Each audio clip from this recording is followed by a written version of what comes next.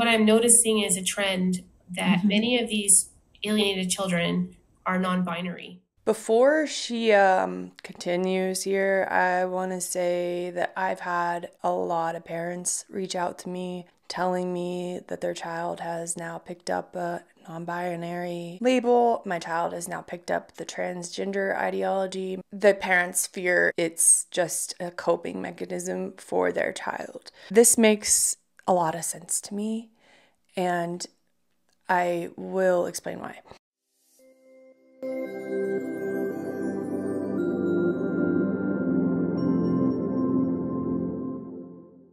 Hey everyone, it's Maddie with the Anti-Alienation Project. Welcome back to my channel, or welcome if you're new here. Here I talk about all things related to a certain form of child psychological abuse called parental alienation. This is a very severe form of abuse where one parent goes on an obsessive rampage and manipulates their child to reject their other loving parent without true justification. This happened to me starting around the age of 7 or 8 during my parents' divorce, solidifying during their divorce at age 9, and for the next 20 years, I rejected my dad. 2 years ago, I learned the truth. I had been made to believe lies and horror stories about him, like that he was abusive and that he doesn't love me, which was all told to me for years and years by my mom. Now I speak out about this form of abuse and hope to wake up other alienated children so that they can heal and rebuild their relationship with their targeted parents and create a wonderful lives for themselves. Today, I want to dive into a deeply personal and complex topic that many parents have been approaching me about. In recent years, there's been a growing conversation about identity, and I've noticed something intriguing but also very concerning. I believe there is a potential link between parental alienation and children mistakenly believing that they are transgender or non-binary. Now, this is not about questioning anyone's true gender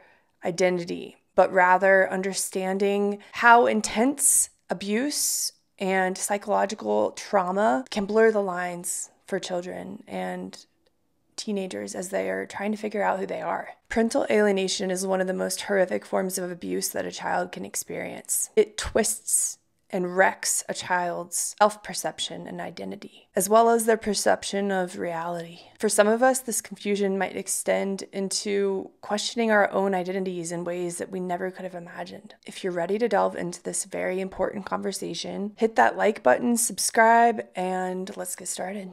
I love Jordan Peterson. I think he's awesome.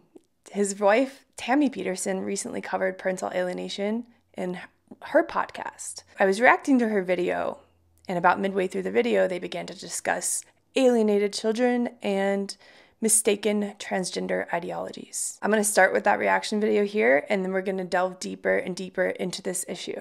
Part of this podcast actually talks about the different social issues going on with parental alienation and the pushback by feminist organizations. I think I've covered that to death, so I'm going to skip over that part, and I'm going to go straight to the 45-minute mark, which is parental alienation, unpacking its complexity and the path forward. Children have a natural right to their biological parents.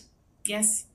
Oh, I'm glad to hear that, because that's the first time I've heard someone from our institution say that. I'm glad to hear that. It's been, difficult, talking about boundaries with women that always believe that they're victims because they've internalized that belief about them because they've been taught that their whole life.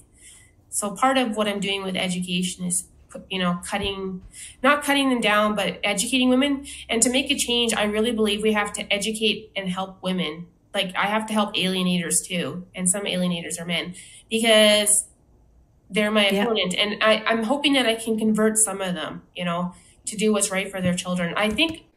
Well, you got an uphill battle there, sister, but it's an admirable one.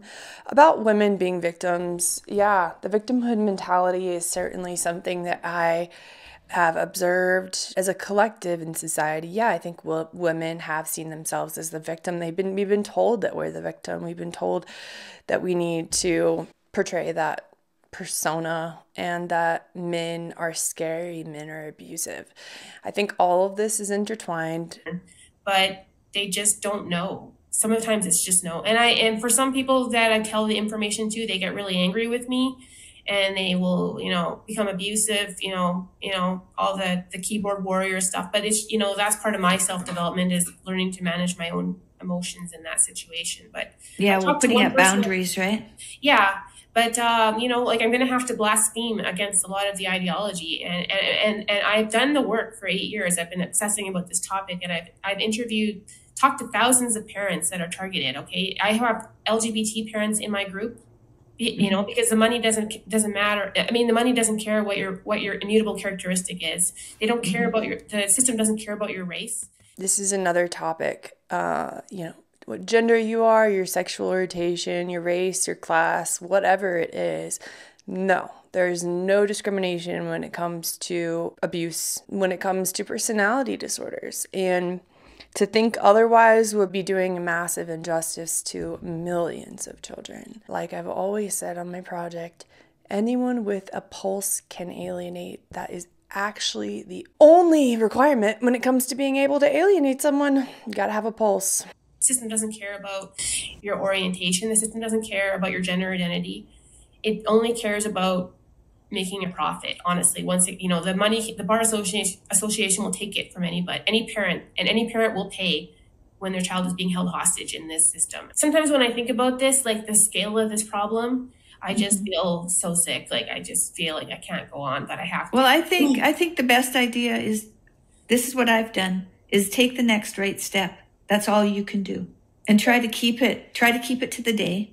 Try to keep your problems to the day and take the next right step. And know that that is enough. I love that piece of advice. That's an amazing piece of advice. Talking about the court system right now, it seems, and they're not so much focused on the actual nitty-gritty of the abuse.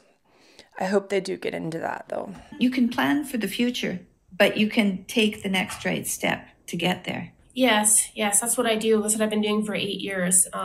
Yeah, I think that's the only way. Otherwise, it's too overwhelming.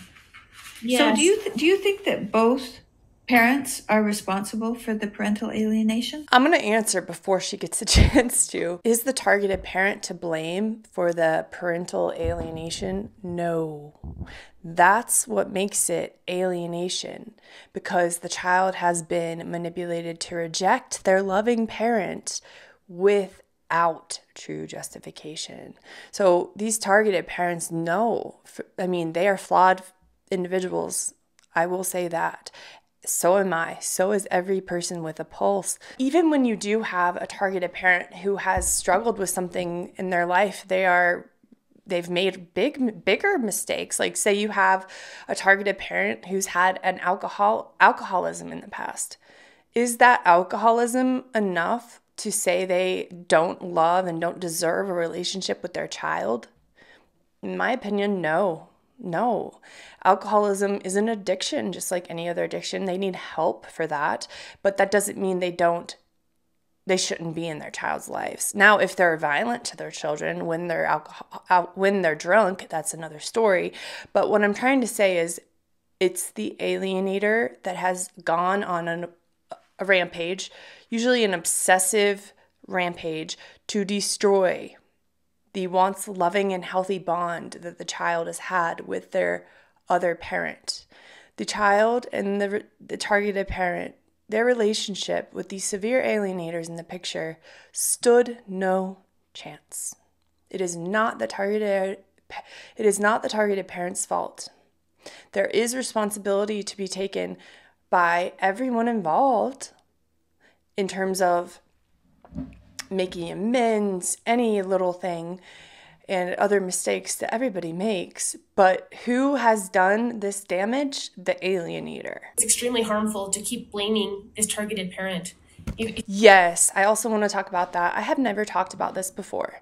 And as I delve deeper into all the psychology of parental alienation and what it must have been like for my dad, or might have been like for my dad, in the situation of parental alienation, the child is obviously a victim, and the targeted parent is obviously a victim.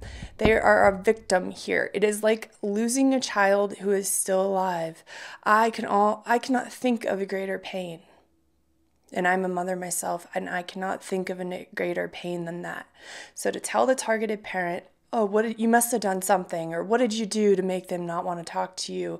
I can understand if it's through misunderstanding, but if you're blaming the targeted parent on purpose, that you're just further abusing them. They did nothing to deserve to lose their child. And if they did, it would be estrangement. But because they have lost their child for no justifiable reason, because of manipulation and a campaign of denigration against them, it is alienation. A person that's an abuser and creating the conflict and abusing the child, then I think it's very destructive. So what I've been doing for 2.5 years with my parents, I call them my parents. I've been trying to support them, point them to the services that I found. There's a really great 12-step program for targeted parents that any parent in Canada can access over Zoom. And there's also the Canadian Center for Men and Families that used to be CAFE that now have services. And because of some of the conversations I've had with CCMF over the couple of years, they've actually opened up some of their services for women too and LGBT parents. So they're non-gendered services. So some of the services like the men's peer support will stay men only, but things like the legal clinics for targeted parents will be for everybody. So yeah, we need to support the mental health of the targeted parent and support them as much as possible. Yes, because the trauma is just so overwhelming. Yeah. And like I said, the suicide issue is a very serious issue. Both mothers and fathers are killing themselves over this issue. And children.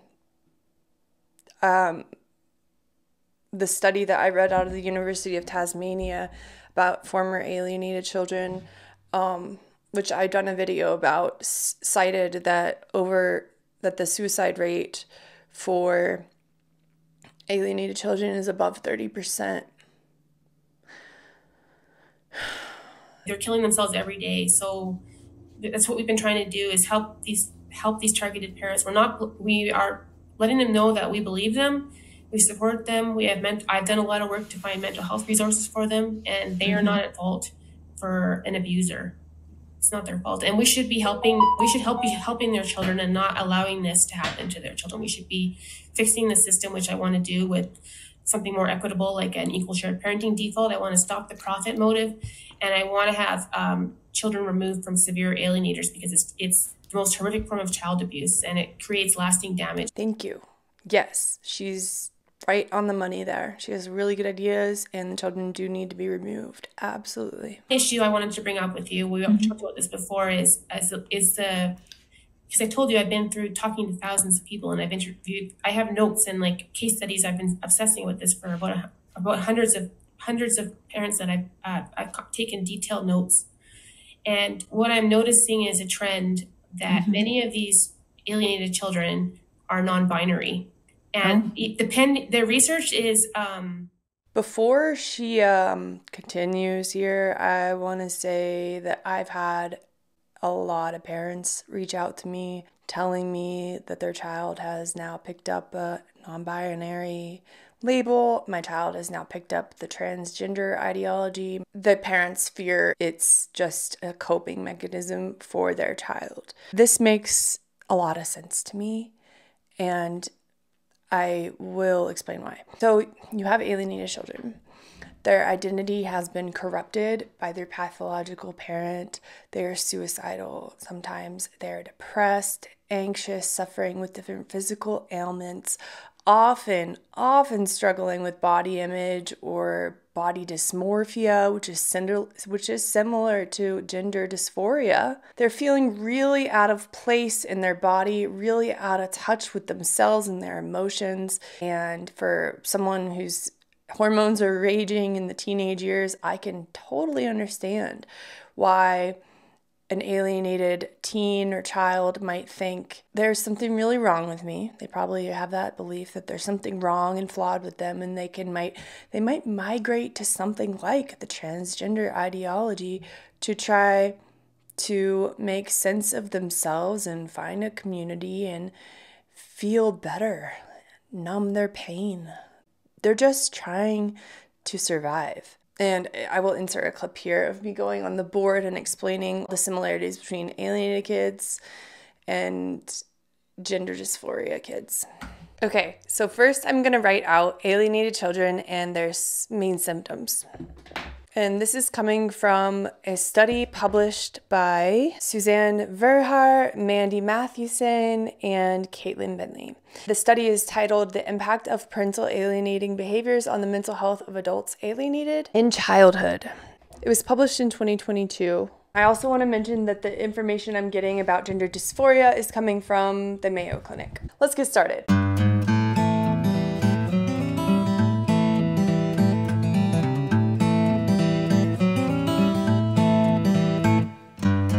So the first symptom that we have right off the bat for alienated kids would be really poor self-esteem. And that's true for transgender kids as well. We're gonna put that in the middle.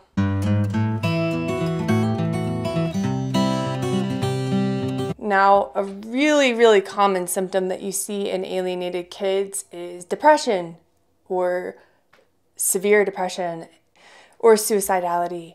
And unfortunately, depression and suicidality is very common for individuals experiencing gender dysphoria as well. So that's going to go in the middle too. Another really common thing for both alienated kids and kids with gender dysphoria is bad body image. It's also really common for alienated kids to have eating disorders. It's also very common for kids and teenagers with gender dysphoria to develop eating disorders. So we're also going to put in the middle eating disorders. Another one I can add to the middle section would be self-harm. I can tell you anecdotally that this is true. What I think is happening is, I told you about the identity crisis and the void these children feel inside them that have been demonized, erased, whatever their identity. Your identity comes from your parents and the family stories. Yes. You talked about your rosary, and you feel the strength of your family from generations, and then when you take that away from a child, there's just this vacuum. And so these children are coming up. That's so crazy. I always loved to write and read. I even studied it in college. And my mom always told me from the time I was 9 years old, Madison, you're going to write a best-selling book one day. And it's going to be called The Hole in Your Heart, about why your dad doesn't love you. So it's like my mom, even though she put that hole in my heart, it's almost like she knew there was a void inside of me. Like she had created that void and she could sense that there was a void inside of me. And I was never going to write that book, by the way. I always felt really uncomfortable whenever she would tell me that. But at the same time, I did feel this hole, this void. And they say, well, I'm a dragon gender, or I'm a unicorn gender, I'm a fiction kin, I'm a Harry Potter gender. And they make up all these genders trying to fill this void inside them. That's what I was getting at a second ago. Yeah, that's what they're trying to do. They're trying to feel good enough. They're trying to understand themselves. They're trying to make sense of who they are. Because they don't freaking know who they are, because it's been their identity, which was once an authentic version of who they were born to be, has been replaced by their pathogenic parent. That is why it's like a cult of two, or however many people in the family, because their natural, authentic identity has been replaced, just like cult leaders will replace cult members' identities. So it absolutely makes sense to me why kids would navigate to try to find this labels for themselves. It's not the child's fault, and they're so ridiculed and humiliated online. And so not only is this child now traumatized from the alienation at home, being bullied, they're being abused at home, but then they have, then they're being ridiculed and mocked. They're children, right? This is not an adult, and teenagers, right? And now they're being ridiculed online for trying to find coping mechanisms for their lost identity. Right. This isn't the kid's fault. I have so much empathy and pain and sorrow for these children. One other thing I wanted to mention, like I said, it's very common for alienated children to have really bad body dysmorphia, self-esteem, and body image issues. I remember being 11, 12, 13, going through the first stages of puberty, and I hated it. I was so freaked out. I hated it. I was not that girl who was excited to develop Absolutely not. I wanted nothing to do with my developing body. I would be afraid that if that had been going on when I was a teenager, this transgender ideology, if that had been rampant and when in schools when I was a teenager and a pubescent girl, I might have thought to myself, well, dang, am I transgender? Because I don't like this. I don't want to be a woman. I don't want any of this. But it wasn't because I was having gender dysphoria. That's not what was going on. I just felt so absurdly uncomfortable in my own skin. And I think a lot of these kids feel absurdly uncomfortable in their own skin. So what did I do to cope? I started to try to control my body.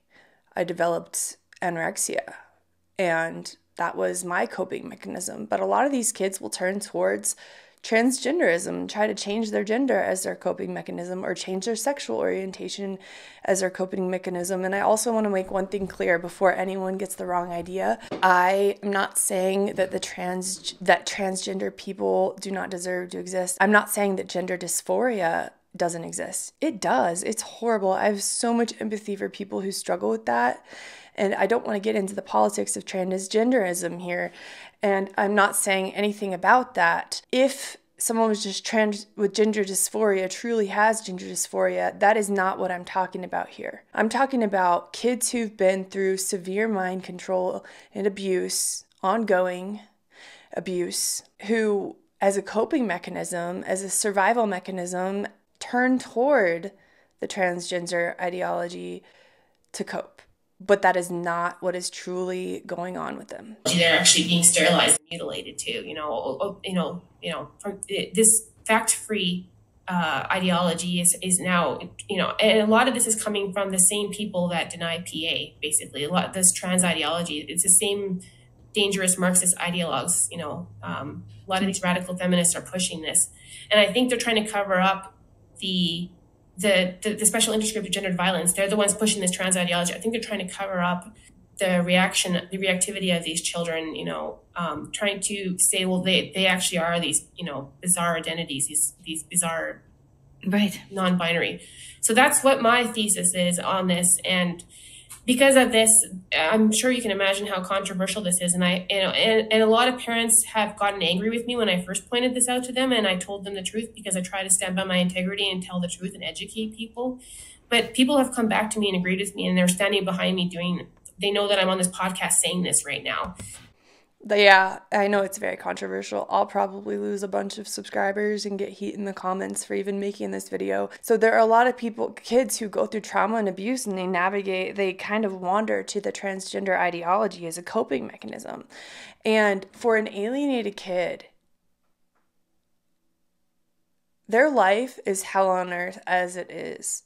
Add in the transgender ideology, and I've heard of this too, where you have a lot of alienators who are encouraging their alienated children to be a different gender, or they're even imposing it on them as a form of Munchausen by proxy, which, oh my God, doesn't even surprise me, because there's a very common, close link between severe alienators and parents who commit Munchausen by proxy. They're both forms of a factitious, delusional belief system imposed on the child. These people are not living on this planet. They are somewhere else entirely. Parents that used to, be angry with me, but they've been lied to for so long, and it's hard. And then when they hear the truth, it's time for us to pause, as you said. And time to pause. But I know that the trans surgery for children has been outlawed in Britain and in a number of European countries. So it won't be long that it's going to come to America, and it's going to come to Canada. Yeah, I believe there's several states that are, but that's why these parents are suicidal, Yeah. That's how could you not feel suicidal when this is happening to your child? Like, and I don't know what to say to them. Like, every day they're talking to me and contacting me about what's happening to their child. And, I've worked hard to try to organize the mental health like the 12 step and do research and try to find, and I've documented so many cases that I work on this topic by myself, but we need more help. We need people to validate what we're saying and point out the harm to the children. And we need to, we need more help.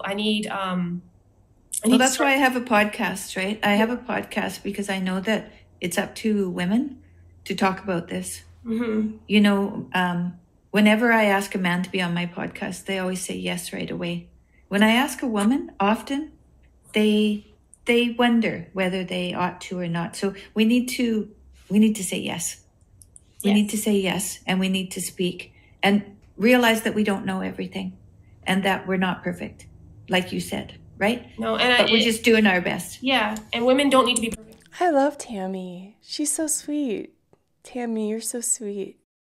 Anyway, that's the end of today's video. Leave in the comments, has this crossed your mind before? Does your child or teenager or young adult who is alienated off it also happen to be exploring a new identity? What are your thoughts on this link that I've been discussing? And definitely go make sure to check out Tammy Peterson's podcast and the full episode, because I just covered a teensy tiny part of it. As always, thanks for being here. I hope you found it insightful or helpful in some way, and I'll catch you in the next one. Bye.